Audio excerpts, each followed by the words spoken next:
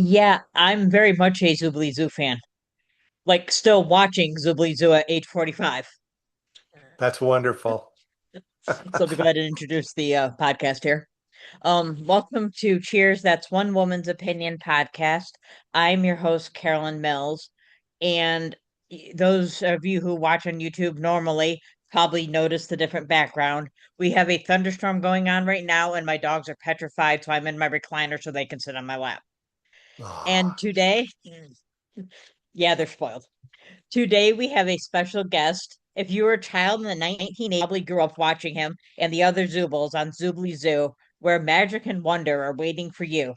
Today, Gary Schwartz, who played Bravo Fox, is to just discuss his career with us. Gary, thank you for joining us. my pleasure. I'm glad to be here. Thanks for inviting me. And so I have some questions. And I actually have a question just recently because I has been watching the show again to prepare for this, and I was curious, how tall are you? I'm 6'2". Okay. Because you seem to be very much taller than all the other Zoobles. When I look and I'm like, he looks very tall. Yeah, I think the only other person as tall as I was Forrest Gardner, who played Van Gogh Lion. Yeah. So I saw on the IMDb site that you did ADR Loop Group. That's how it was listed. For show movies like Arachnophobia and some other movies. And I was wondering if you could explain what that means. ADR is called additional dialogue replacement. It's commonly known as looping, where you get a bunch of actors to, well, actually, every actor does it. If there's a sound problem on a film, they bring the actor in later to resync the dialogue in a sound studio and replace the dialogue that was not good. But in a loop group, we specialized in the background actors. You know, every movie and television show has extras, and they're in the background and usually at a restaurant or on a street or in a crowd. And they're told to act like they're talking, but when they're recording the main actor's dialogue, they're told to just silently not say anything, but act like they're talking, so that when the movie is cut together, the background soundtrack won't interfere with the front soundtrack.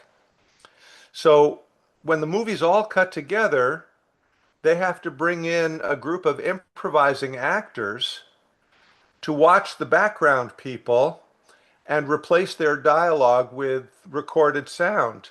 So we have to watch the background, and if somebody's talking over the head of like Barbra Streisand in a restaurant, you have to figure out what they might be saying, kind of lip reading, but not really, and improvise for just that section of film what they could say, and then the sound mixer blends it into the background to make it sound realistic. And so every movie or television show needs this. And they created these groups of actors who go in and provide that background sound. And that's what I was in. I was in a Fascinating. group of loopers. We were called loopers. And we would watch the background actors, and they would show us the movie without sound, and we would figure out what to say, and they'd record us at full volume and then mix it into the background. And That's actually that was a interesting. great job. I worked a lot on the Star Trek TV series, Oh, and you know, because there's a lot of you know, so we had to know all of the technological um, terminology for the starship. If you were in the on the bridge, you had to know navigation. If you were in engineering, you had to know engineering terms.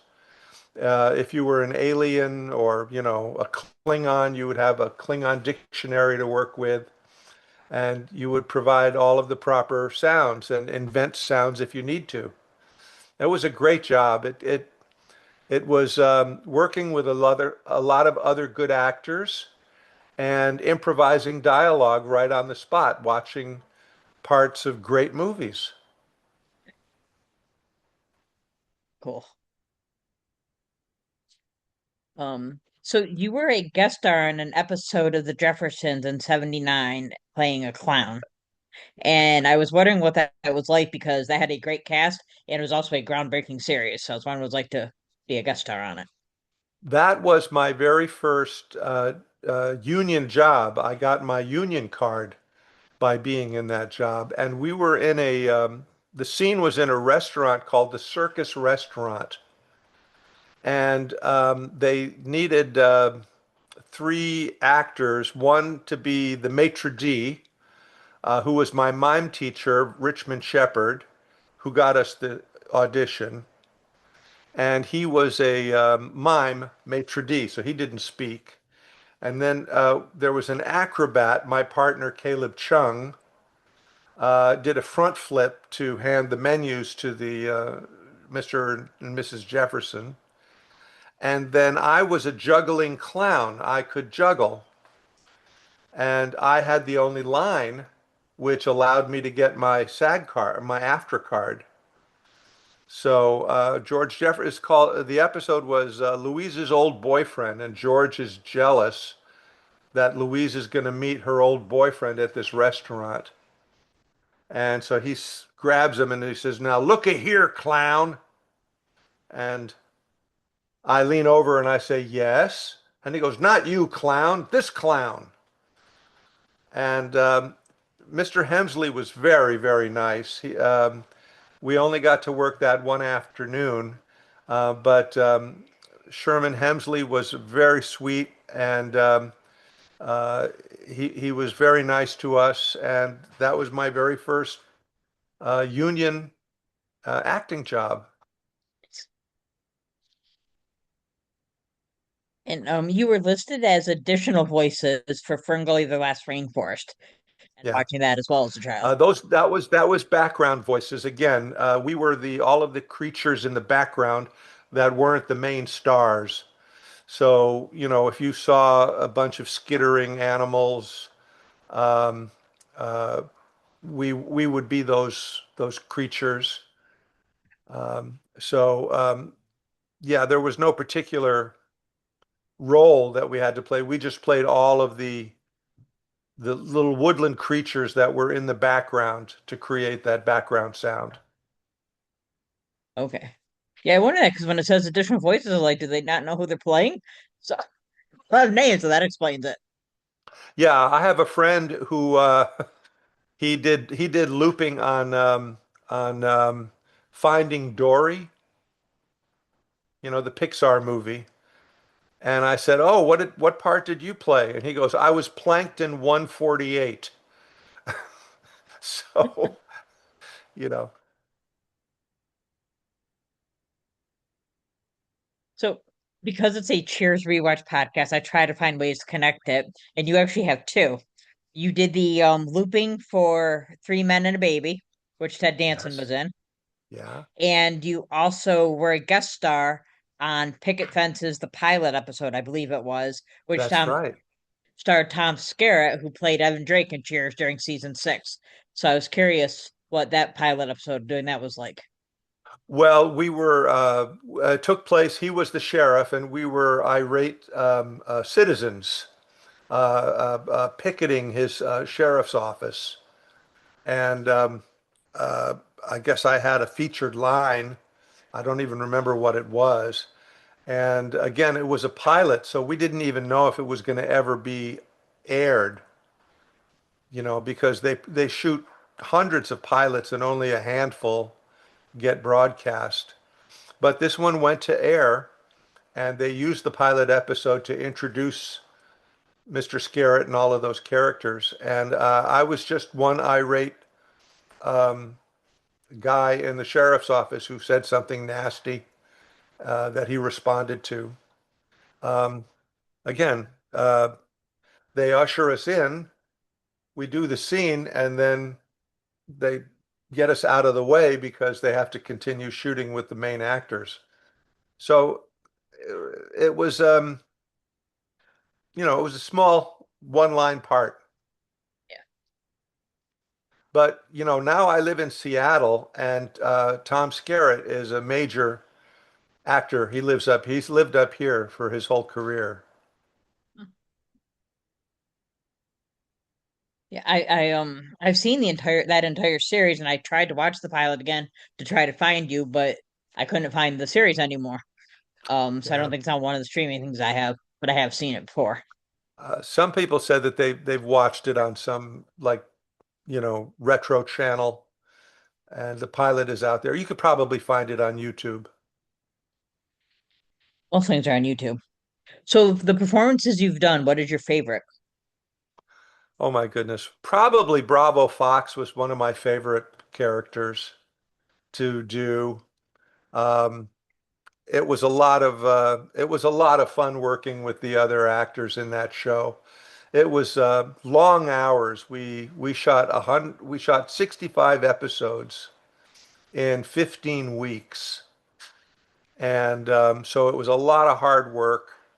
But uh, we all were knitted together as a group, and the directors were a lot of fun. They would never yell cut at the end of a scene because they knew that people like Sandy Grin and I and Mike Moynihan would like to ad lib and make jokes. And so we just had a lot of fun with that. And yeah, it was a good bonding experience for all of us. And that was my favorite character, and I'm so lucky to have gotten that part. I had no idea it was going to be as wonderful as it was. And which do you like doing better, physical acting or voiceover acting? Because you've done both. Uh, I like voiceover acting because you don't have to do any more. I used to love being in prosthetic makeup. I did fairy tale theater, Shelley Duvall's fairy tale theater. I played some creatures. I was in the movie Quest for Fire, which won the very first Academy Award for special effects makeup. Both me and Ron Perlman got sort of cast in major roles under prosthetic makeups. His next role was Vincent as in Beauty and the Beast, and mine was Zoobly Zoo. And Zoobly Zoo, not only did I have to have ears glued to the top of my head, but we had three wigs to wear, one on top of my head and two on the side to make my fox look. And it was a lot of fun at first, but after 15 hours in makeup every day and getting it off with the solvent, it got, I would fall asleep and the glue would, the pillow would come with me from sleeping on, like my face was still sticky.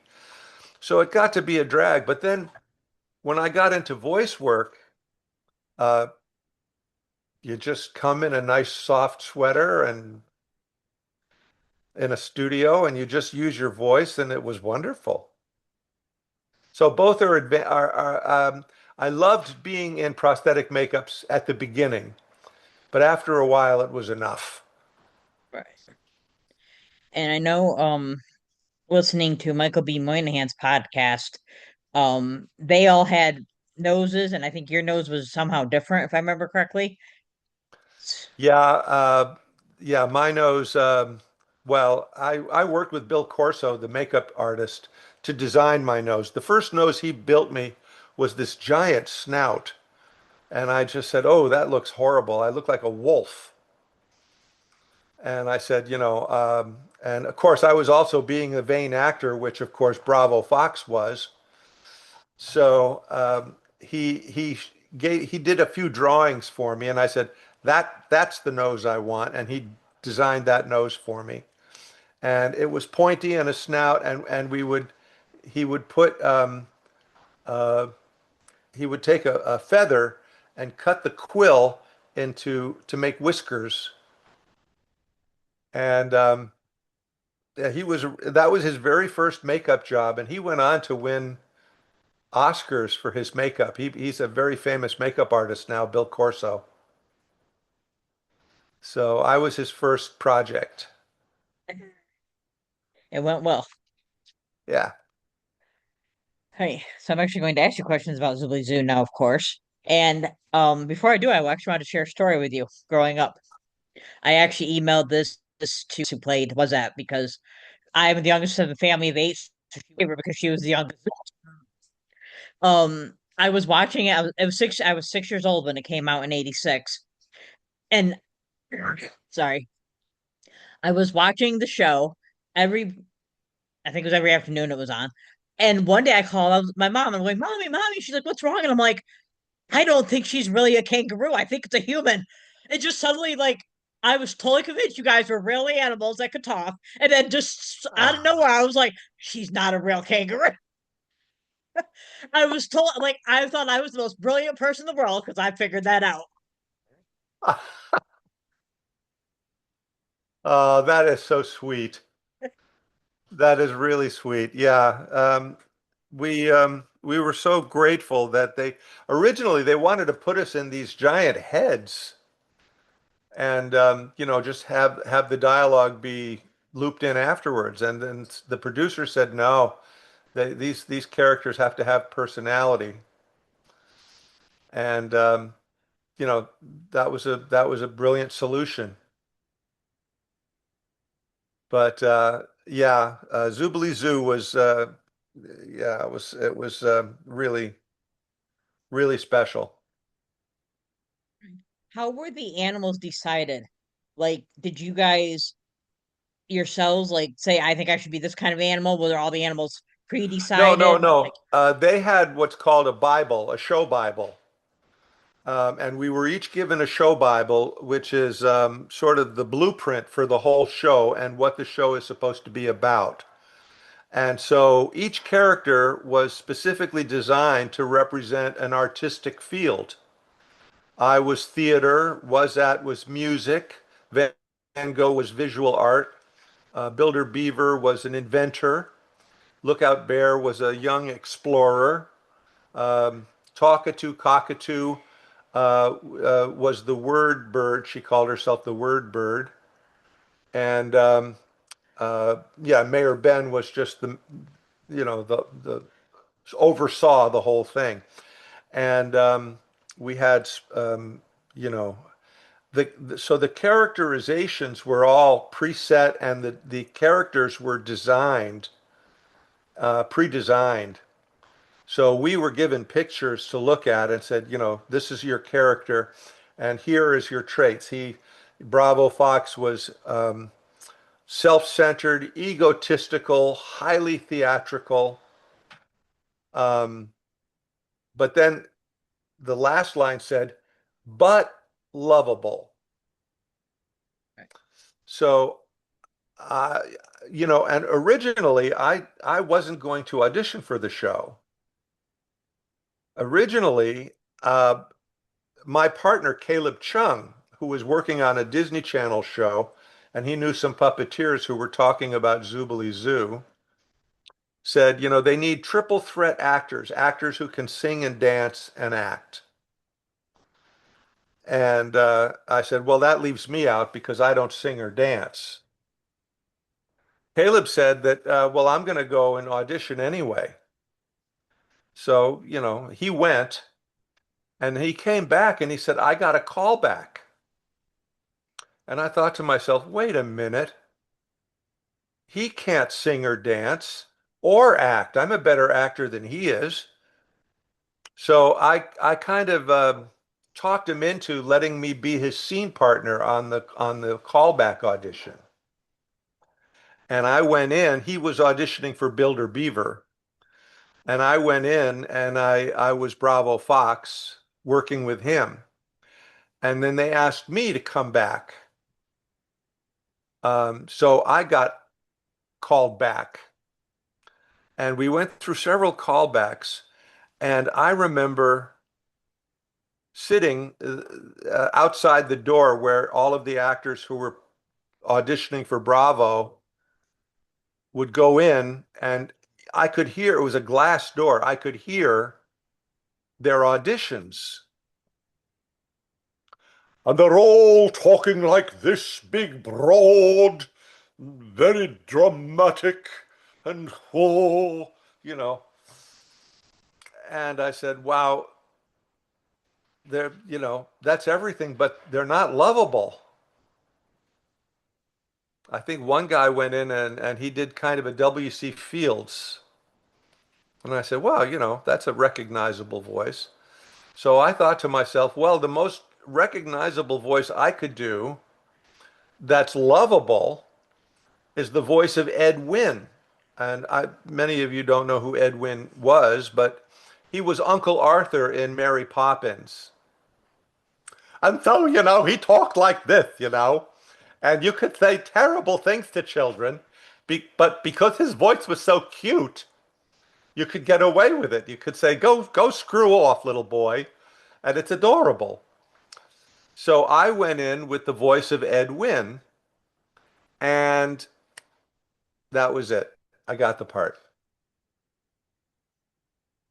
And I could be as egotistical and as self-centered as I wanted to, but I had a lovable voice.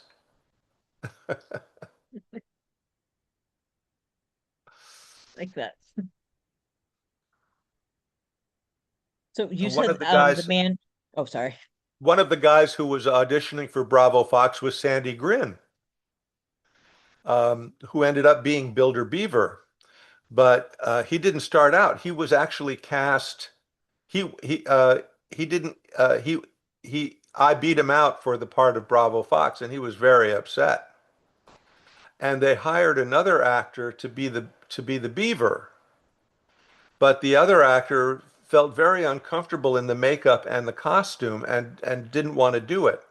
So they called in Sandy, whom they liked as a performer, and he completely changed his persona and became Builder Beaver, and the rest is history. Yeah, I saw. Well, I heard on Michael B. Moynihan's podcast that he changed Sandy Grins changed the makeup for Builder Beaver too. Yeah, Yeah. yeah. Sandy and I were alike in that way. We were very particular.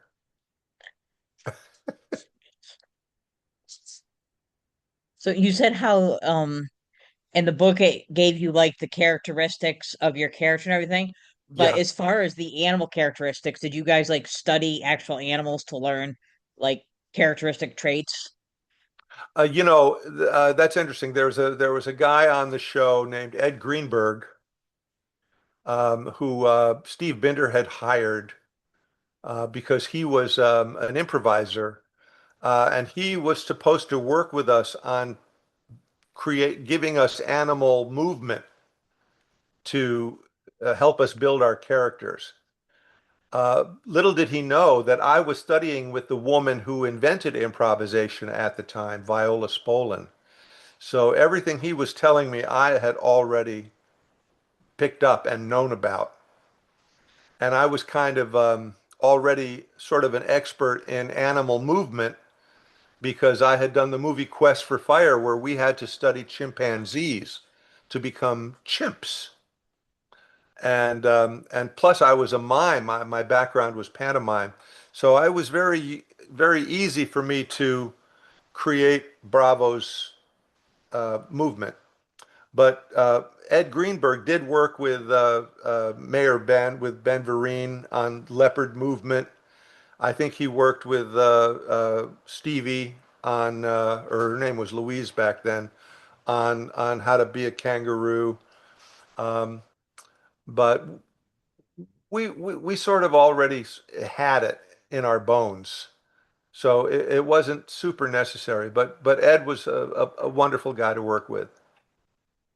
They did try to make us more animalistic, but we had to also be Zoobles, more human. Yeah, I said that one already. Stuff that. So are you still friends with the other cast today? Oh Did you guys yeah, all stay friends? Eh? yeah, yeah. Haven't spoken to them in a while, but every once in a while I'll get a call from Karen Hartman. Um, and uh, poor, Forrest and Sandy have passed away. Um, but Mike Moynihan and I were pals, and Louise Valance, or Stevie Valance, um, she bought Bravo's puppets from me when I was raising money for another project. I was selling Bravo's puppets. I found them in my attic. And Bravo's Puppets was an episode of Zoobly Zoo that I wrote. And my friend Caleb Chung helped me build the puppets. And Caleb, who was also in two episodes of Zoobly Zoo um, as a guest star, went on to invent the Furby. He's the Oh, okay. inventor of the Furby. And so, yeah, he was very, very good mechanically and with his hands. Anyway, we created the puppets, and yeah, now they're owned by Stevie Valance.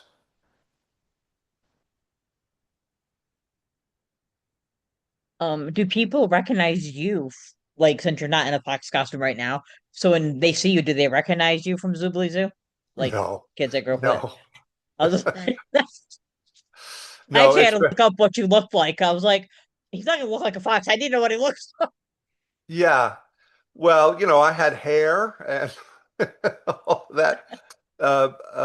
But one year I was at an improv workshop in Wisconsin, and we were just improvising or something, and I just went. Uh, oh, and there was this beautiful 6 foot tall, gorgeous, like a model. She was like a gorgeous actress, and so I said something like, "Oh my, excuse me." I and I used Bravo's voice, and she turned around and she said, "Oh my God, you sound just like one of my favorite characters when I was a girl." And I said, "And who could that possibly be?" And she goes, "Oh, it was Bravo Fox." And I said, "My dear, you are talking to Bravo Fox." And she goes, "Oh my God, I was so in love with you when I was 6." And I said, "And look at you now, breasts and everything."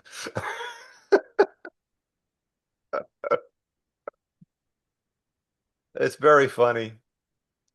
But they recognize me from the voice. Yeah. It was funny because there are people like I mean, you probably know there's the Facebook group, of course, for Jubilee Zoo. And then there's like all these 80s groups.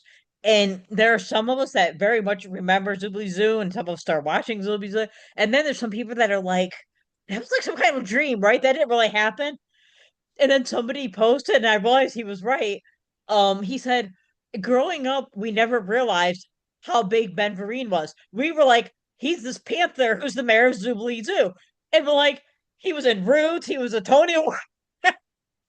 Yeah, he's But we're brilliant. all like, yeah, he was a panther. It's funny how Absolutely. your perception changes as a child.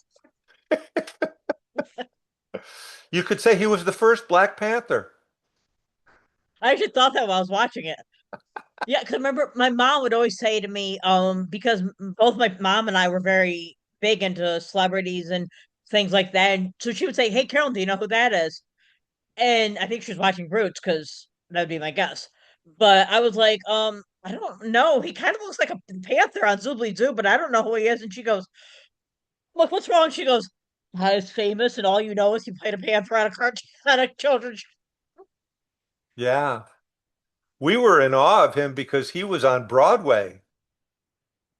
He was a true triple threat talent. He could sing, dance, act. He was a lovely, lovely guy, a lovely man.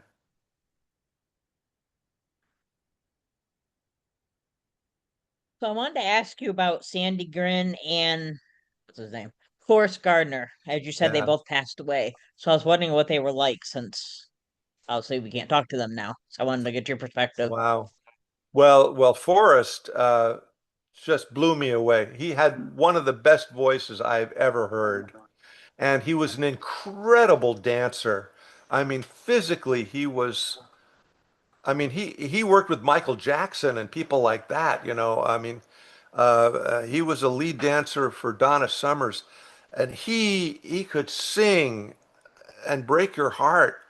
And he was just the sweetest guy, and just a really just a very sweet and nice guy.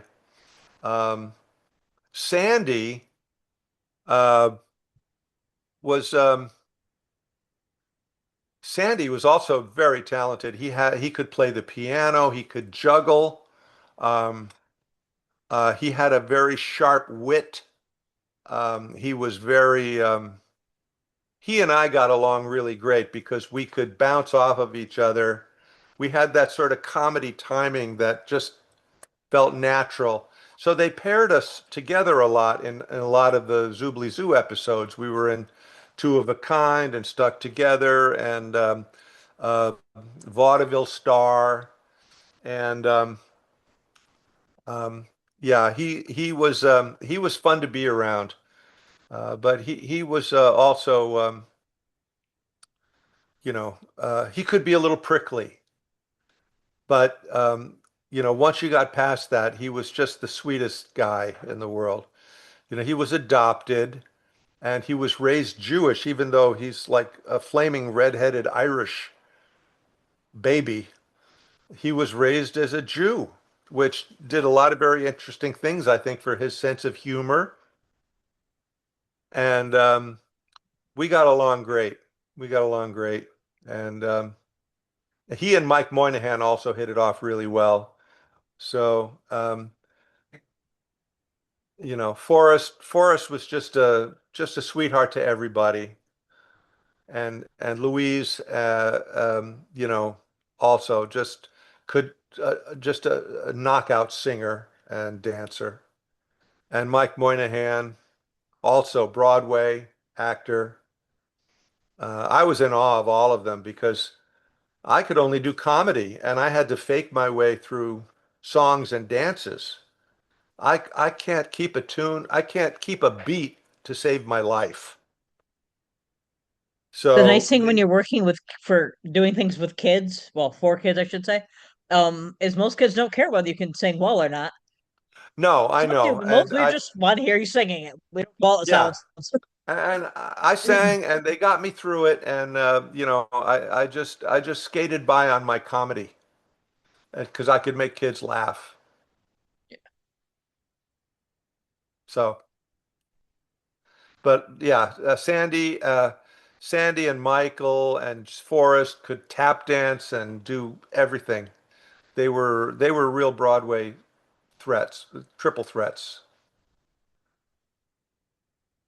There was a song, and I don't remember which episode it was, but it was you and I believe it was Van Gogh Lion singing it, and it was "I Am Me, You Are You." That song. I don't know if you remember. Yeah. I was like, that is such a beautiful song.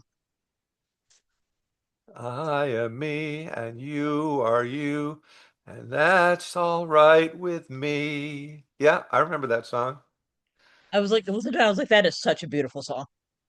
Absolutely loved it. Yeah, yeah. Oh my goodness. There were so many wonderful memories.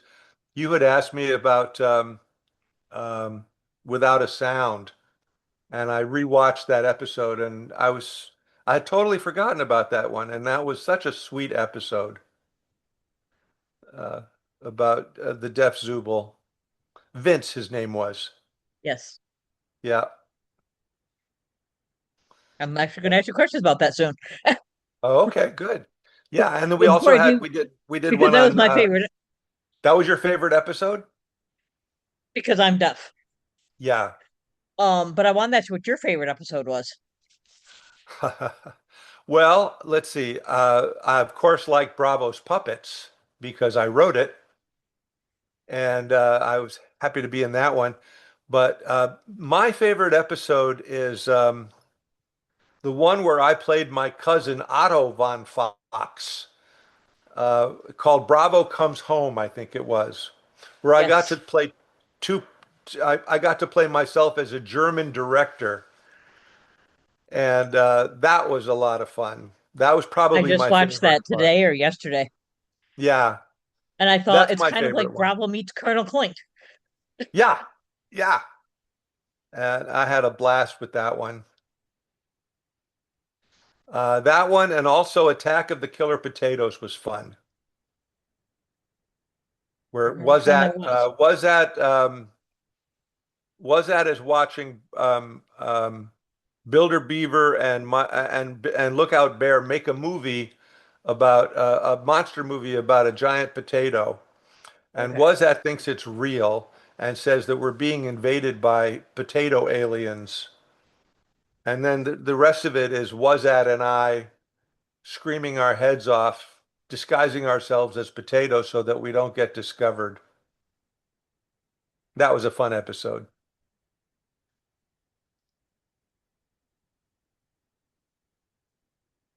So, and without a sound, Vincent Crump was played by a deaf Zubul, and I don't remember his name, but I was wondering what the actor was like. That's the only thing I've seen him listed for. Yeah, he was very sweet.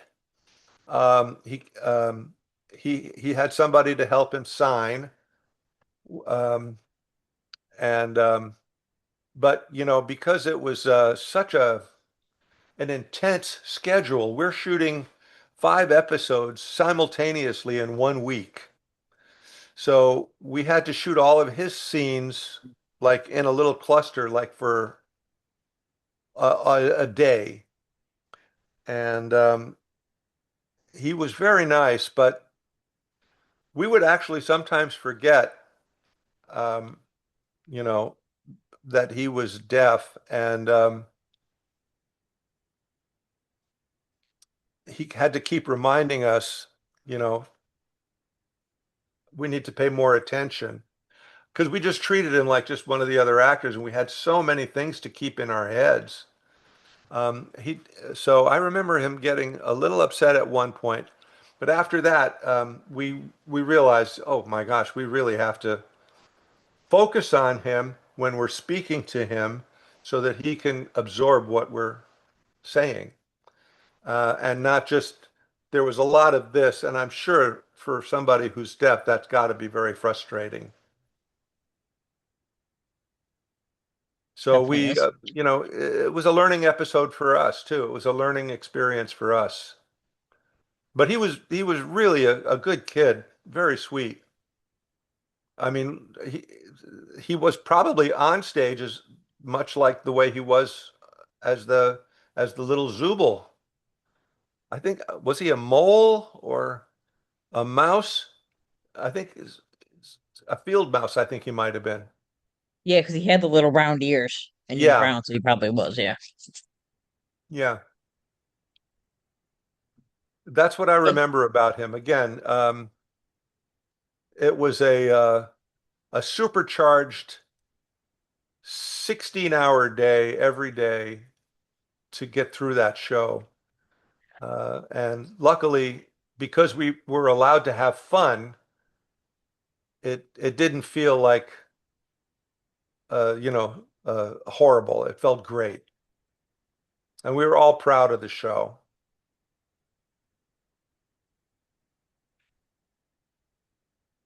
he had a lot of good episodes. Did any of you know any sign language before he came on? 'Cause I know you guys had to learn I am your friend. And Right.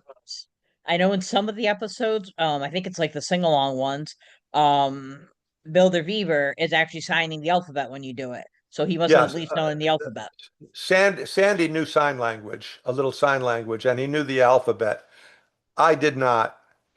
And yet at the same time, my background was I was a mime. So I was definitely you know used to communicating non-verbally. And I had a friend who was a deaf mime, and I remember one time Uh, his name was Greg, um, and he could read lips. And so I'm speaking like this to Greg. And he taps me on the shoulder and he says, "Speak normally. I'm deaf, not retarded."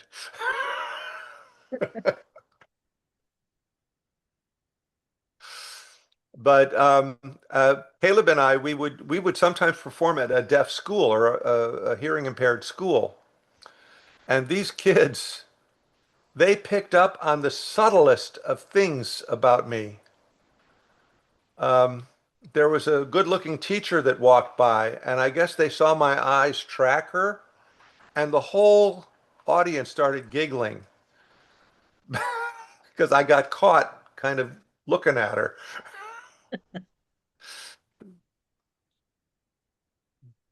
Um, yeah, when I was in high school, I was in the drama club, and we had the alumni. Those were still in school. We're not alumni, so we weren't in that play, but we got to help build sets and whatnot. But we were watching it, and one of the girls who was in the show, her parents and her brother were all deaf. And we're watching this and we're like, what is going on? We don't understand what's happening in the show. Like, why are we not getting? And all of a sudden, I'm looking at because we're right behind them, and there's her brother signing to her parents everything's going on. And I was like, oh, that's what's happening. I was like, he can't hear it. He knows what's going on. Oh, I not understand. Yeah. I mean, they pick up, you pick up on all of the visual cues. That's language.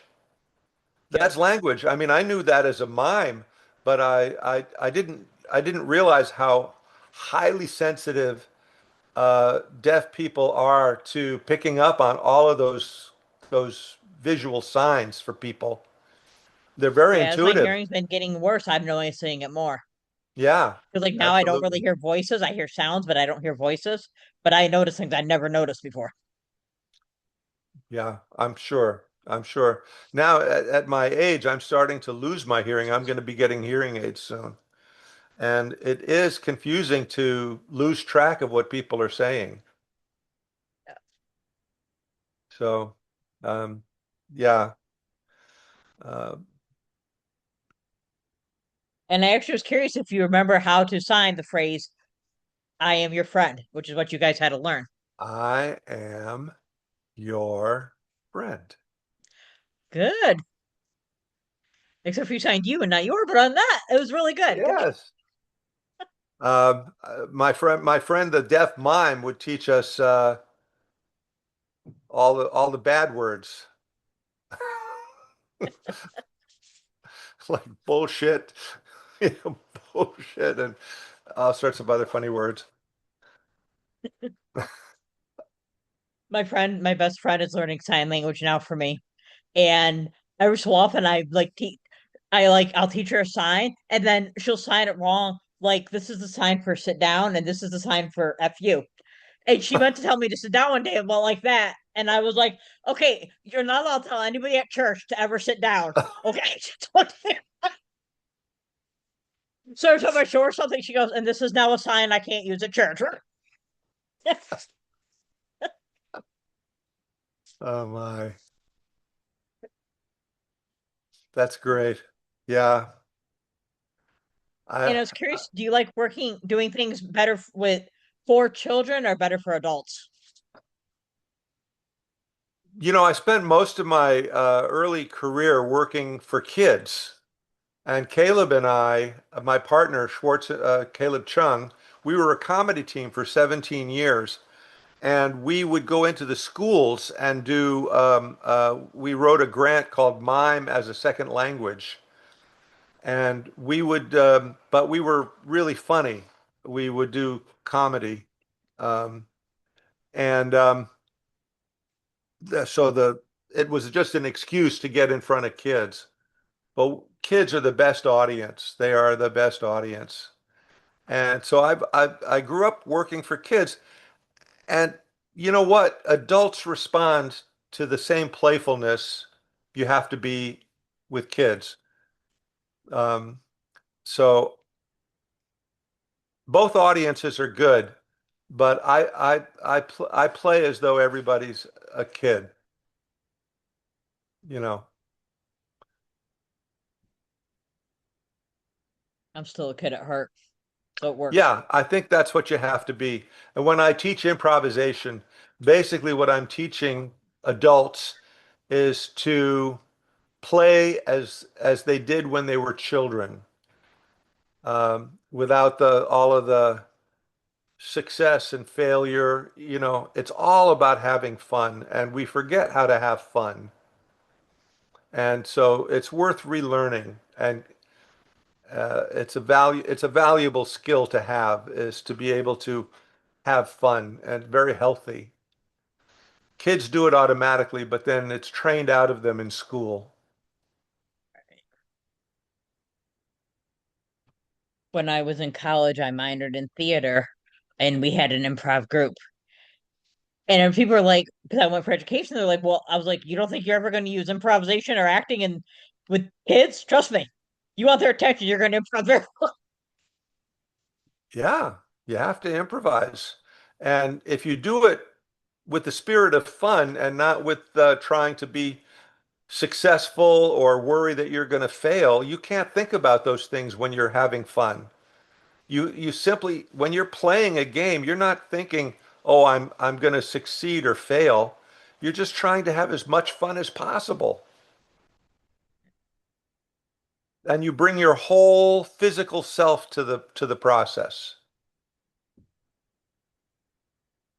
Yeah, I have autism as well. So the play thing never made sense to me unless it's organized play. But theatrical stuff does make sense to me. So when I was Yeah. working with some of the kids that I had, I created an entire alien character from Zoltar. They had the voice down and everything, and they loved it. All of a sudden, they were like coming over, like, do it, do it, do it. And then they had to keep making more and more things. Yeah. No, don't you love getting that response from an audience? Yes. Absolutely.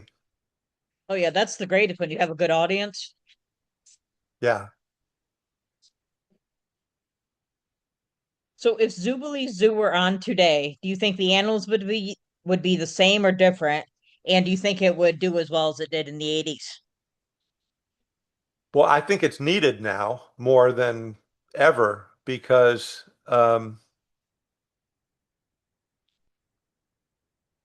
children need that developmental step of imagination and good lessons. That it's okay to make mistakes and that you need to rely on your friends and telling the truth. All of these are basic lessons, you know, uh, and you can't get it through a computer screen. Although we Yeah. did on TV, but we need more. We need more of that, and I think the show would do well if it was revived or rebooted. I know Stevie Valance is trying to do an animated version of the show, but she's updated the characters, thinking that they need to be more uh, of today's image. It's possible, but I'm old school. I would rather I would rather have us old Zoobles bring in a group of new Zoobles to train. That would I be a think good show. like Zoobilee I think School. cartoons are entertaining and fun to watch, but I think you learn more when you see live actual people Yes. Yeah, there's and you get more the human music and the interaction. dancing and Yeah. Also, when you see real people doing it, you believe you can do it. right, Where if you see a cartoon, cartoons can stretch and do fantastic things, and that's not reality. right. It's fun. At the end of the episode, I forgot the name of it. Oh, Without a Sound, the very end, Mayor Ben says deaf people are just like everyone else. they can do the same things we do, they just can't hear. I was so happy to hear that line Yeah. Yeah. because there are people that think, like you said, your friend said about you being deaf, not or not you being that he was Yeah. deaf, not retarded. And people do, they think like we can't function the same way. And it's like, no, we do literally everything you do. Absolutely. Absolutely. And as a matter of fact, some things, you know, are more even intensified. You know, everybody has some kind of thing, some deficit that they have to compensate for, no matter what it is. Everybody, whether it's an emotional thing or an intellectual thing or a physical thing. Uh, and if you don't treat people equally the same, you know, with you miss out. I remember another episode we did on Zoobly Zoo was Gotta Dance, and we did it with a quadriplegic girl who wanted to dance. And we just, you know, that was a good message too. She found a way to dance. One of the current, well, not current anymore, but one of the newer shows from Century, I should say, was the show Glee. And Sue Sylvester referred to her sister and Becky on the show as being differently abled instead of calling it disabled. And I started using that. I like it so much better because we're Yeah. all differently abled. And we all have to compensate for where we fall short. And that compensation makes us who we are. Yeah. And we're all the same in that way. Yep. But some people, I think, focus on what a person can't do instead of what they can do. And that just doesn't work. You got to look at what they can do.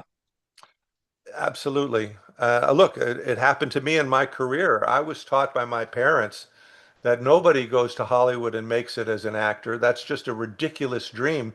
You should stop thinking about it. And I believed that until I was 27 years old. I was going to be in the restaurant business. And then, but my love of theater started when I was 13. Right. And after a terrible car accident, I realized, you know, I don't want to spend a long life being unhappy. I would rather not make money and do something I loved. And Right. that's what allowed me to try to be a performer.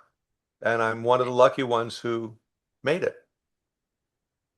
Well, even like you said with getting on Zoobly Zoo, they were looking for singers, actors, dancers. You had one of the three, you said, but you still Yeah, got on. yeah. And they helped me fake the rest. So, you know, and again, I talked myself out of it until I saw that somebody else with, you know, if my friend Caleb could do it, I could do it. And So that's, how did your friend feel that you got on and he didn't get in the cast? I know he was a guest star, but uh, well, it was interesting because that was the sort of parting of the ways of our comedy team. He decided to go into what he loved to do most was to build things. He was a special effects builder. And so he went into his garage and he started building radio controlled cars and things like that. And then he ended up building, there was a thing in the 80s called the Robot Wars on television, where robots would battle each other. And he built a robot that won the whole show. And he built it out of a wheelchair motor.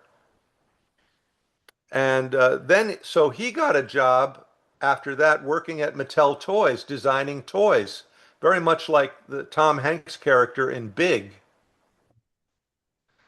And he spent 10 years as a really well-respected toy designer.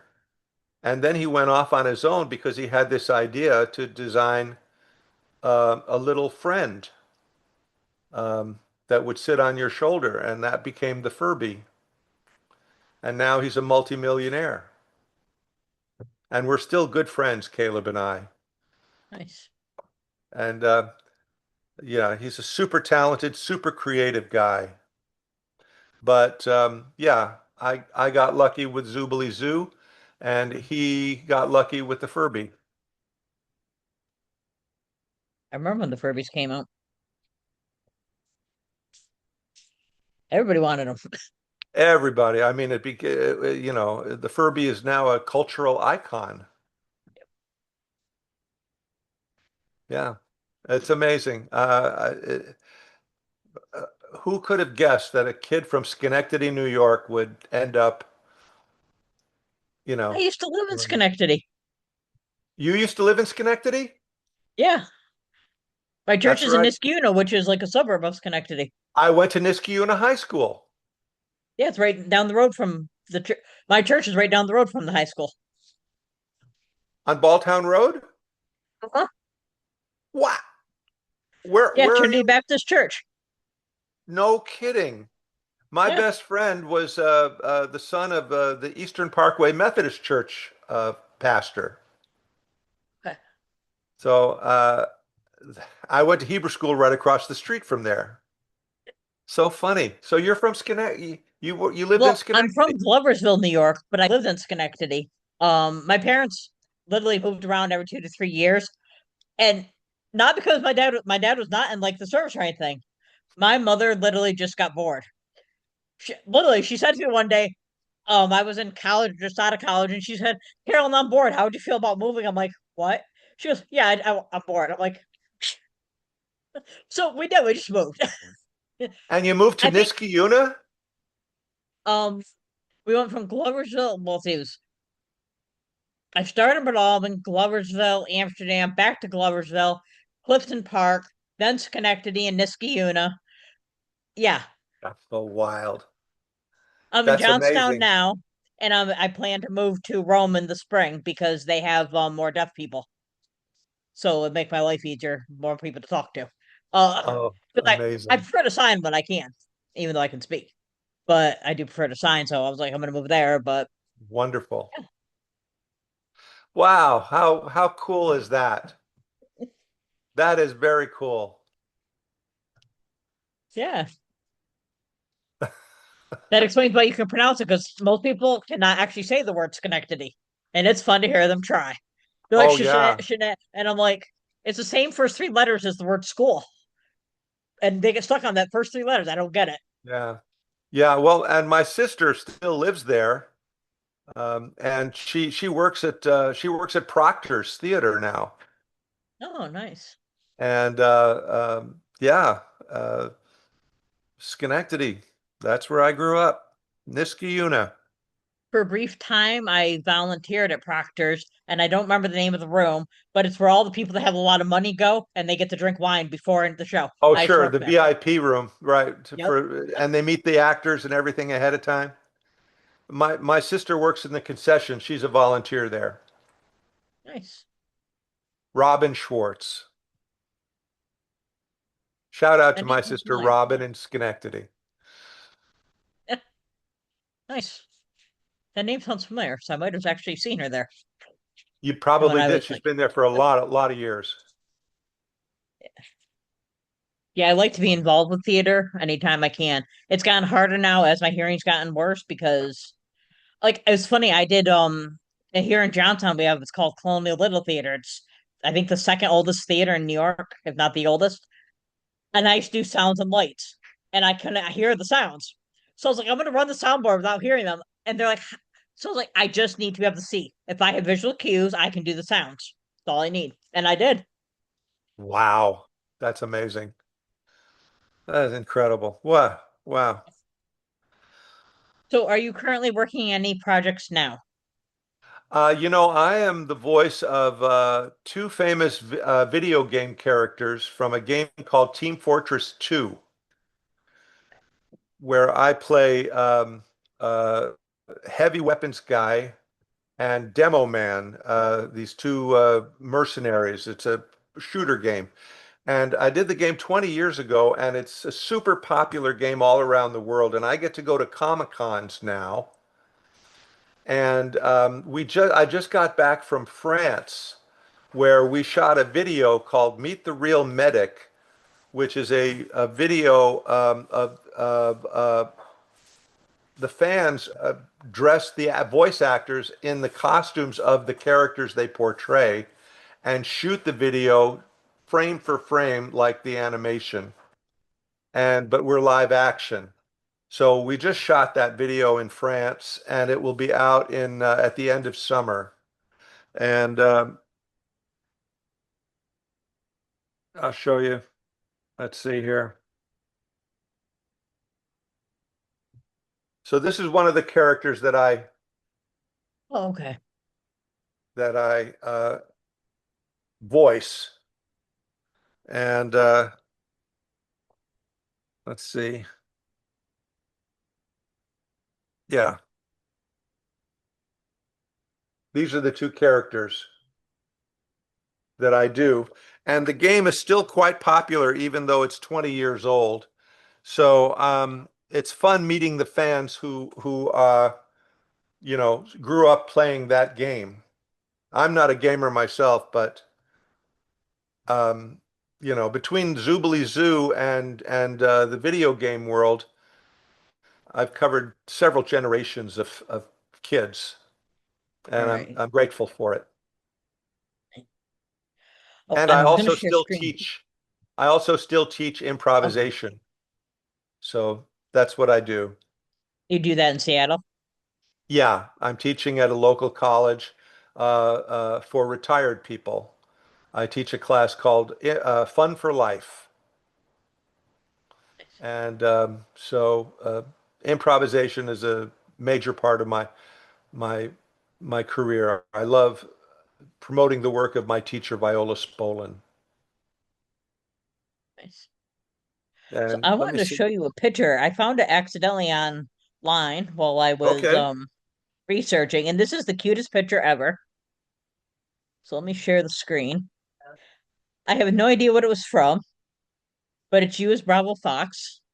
You'll see it in a Yeah. second. It's loading. This is where we hope technology works. Okay. Yeah. I hit share screen. Okay, there we go. Now it's loading. And any second you'll see it. It's gonna happen. It's Something's going to loading. happen. It's showing red screen on mine, which means any second you should see it. Uh, okay, I don't see it yet. And this is where I've learned to just talk while we kill time while it loads. There we go. Now you should see it. Oh, I love that picture. I Oh, remember it's that. adorable. I don't know what it's from, but I was like, that is the cutest picture ever. Thank you so much. That is from the Boston Children's Museum when we went on tour to launch Zoobly Zoo.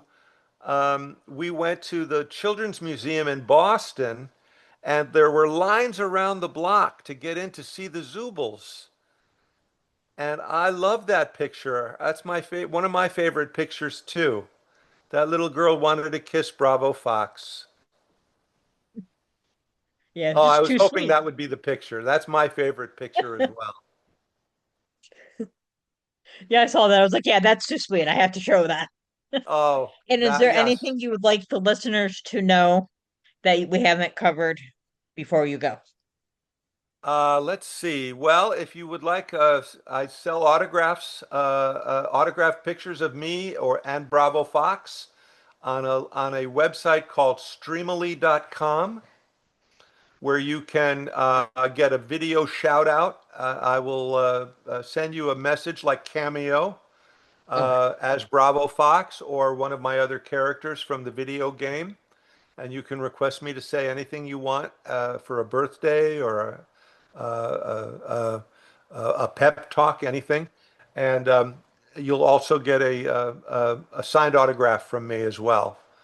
And the only other thing is I wrote a book in 2016 called The King of Average. It's a children's fantasy book, and I'm very proud of it. And the book is still available. You can go online to Amazon.com and get a copy of my book. It's written for middle grade children, middle grade kids, but it also has kind of another level for adults. It's a wonderful fantasy book, and Nice. so those are my plugs. Nice. All right. Well, thank you for being here. Thanks. It I was enjoyed talking to you. lovely, lovely talking to you. You too. And I'm so thrilled that you used to live in Niskayuna, where I grew up and I went to school. That's so amazing. It is pretty cool. Yeah. Yeah, I was gonna actually ask you about the autograph thing, see if I could get one because I actually have over there. It's a podcast wall of all the people I've interviewed, minus ones I haven't gotten autographs from yet. But Well, send me your information, and I'll send you out a photo of me as awesome. Bravo. Thank you. I That appreciate would be that. my pleasure. All right. Well, have a good day. It was nice meeting you. Okay. Thank you so much. Thank you. Mwah. Bye.